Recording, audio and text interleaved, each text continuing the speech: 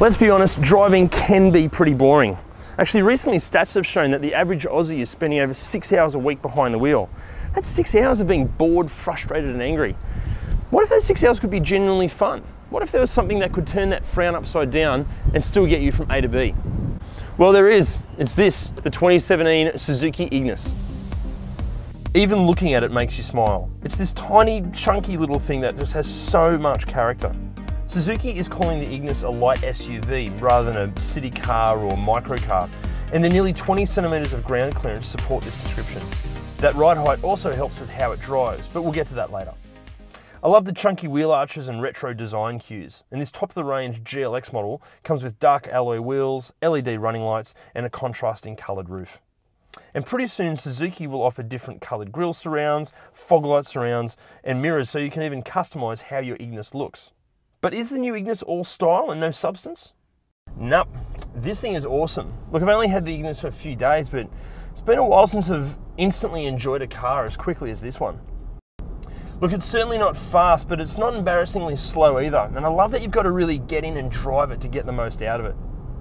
The engine is a 1.2 litre dual jet 4-cylinder, putting out 66 kilowatts and 120 newton meters of torque.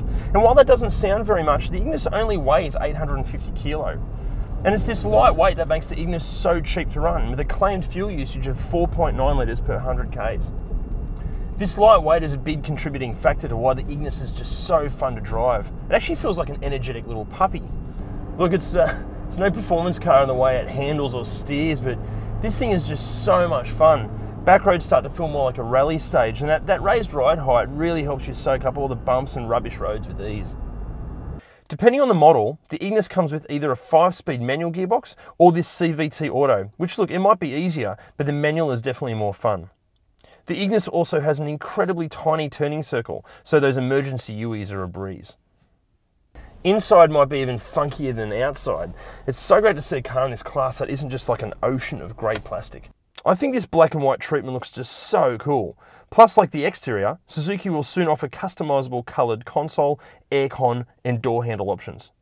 The levels of equipment are excellent, with a 7-inch touchscreen display with Apple CarPlay and Android Auto, sat-nav, a reverse camera, and there's cruise control, climate control, keyless start, and a speed limiter function if you're having a bit too much fun. Practicality is great with cup holders everywhere and plenty of cabin storage. The boot is 260 litres, about the same as a Mazda CX-3, or enough for an above average height adult. And if you need to fit more bodies in the back, slide the rear seats forward or fold them down to get over 500 litres. And speaking of the rear seats, look, I'm 6'2" and there's actual space in here for me. Plenty of headroom and enough legroom to survive. But look, enough backseat shenanigans. I just want to go and drive this more.